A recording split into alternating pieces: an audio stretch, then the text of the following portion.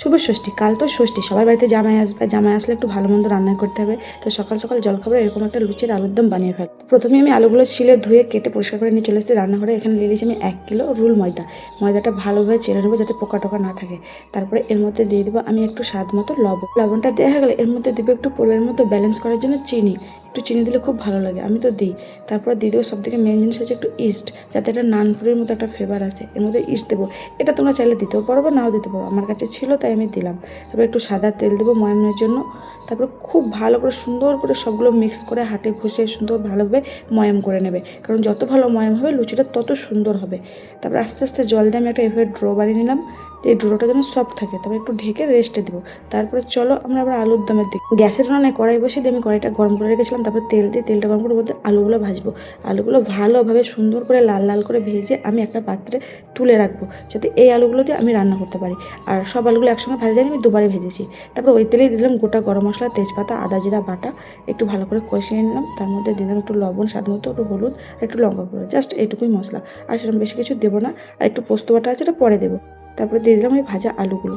ভাজা আলুগুলো দিয়ে একটু ভালো করে আমি একটু কষিয়ে নেবো। দেখো রান্নাটা সবার নিজের যে যেভাবে রান্না করতে পছন্দ করো ভালোবাসো, এটা কমফোর্টেবল নিজের কাছে, এটা বলে বোঝানো যায় না। অনেকে ভাবে বেশি তেল মশলা দিলে রান্না হয়তো অনেক সুন্দর হয়, এরকমটা কখনো না। রান্না একদম নিজের হাতে, কম মশলাতেও রান্না হয়, বিনা মশলাতেও রান্না করা যায়। এর মধ্যে আমি আরেকটা দিয়েছি সেটা টমেটোর সস, যেহেতু কাঁচা টমেটো ছিল না। তারপরে দিলাম একটু পোস্ত বাটা।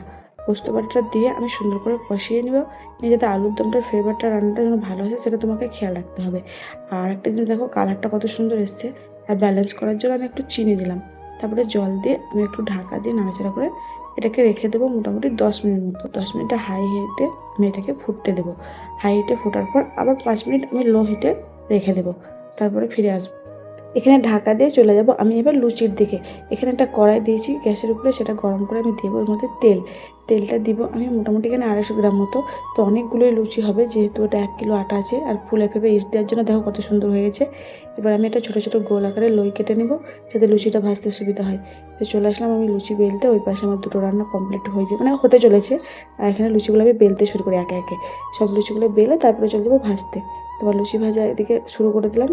হিট হয়ে গেছে তেলটা, দেখো কত, দেখতেই পাচ্ছ। ও এরকম ভালো হিট হবে তবেই লুচিটা ফুলে উঠবে।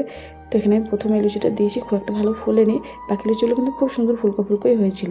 ওদেরকে দেখাচ্ছি, দাঁড়াও আস্তে আস্তে সব লুচিগুলোকে ভাজি। তো সমস্ত লুচিগুলো দেখো একদম ফুলে ফেপে কি সুন্দর হয়ে গেছে। আর আমার বাড়িতে তো লুচি সবার খুব ফেভারিট। আমি তো লুচিটা মানে বানাতে মোটামুটি ভালোই পারি, তাই তোমাদের কাছেও শেয়ার করলাম। এই দেখো এদিকে আমার আলুর দম হয়ে গেছে, গরম মশলা দিয়ে বাস নামিয়ে নেবো। একটু ঝোল ঝোল আছে, এটা শুকিয়ে গেলে ঠিক হয়ে যাবে। তারপর লুচিটা দিয়ে এই আলুর দমটা দিয়ে সার্ভ করে দাও। জাস্ট বাড়িতে সবাই খাবে আর ওয়াও করবে। আর জামাই ষষ্ঠী তো জামাই তো খেয়ে শাশুড়ির নাম না করে যাবেই না। এরকম ঘরোয়া একটা স্টেপ ভিডিও কেমন লাগলো অবশ্যই জানাবে। আর তোমরাও এভাবে জামাইকে বানিয়ে দিও। আর শুধু জামাইকে কেন, নিজের ছেলে মেয়েকেও দিতে পারো, কারণ এটা বাচ্চাদেরকেও তো দিতে হবে, তারাই বা কি খাবে বলো।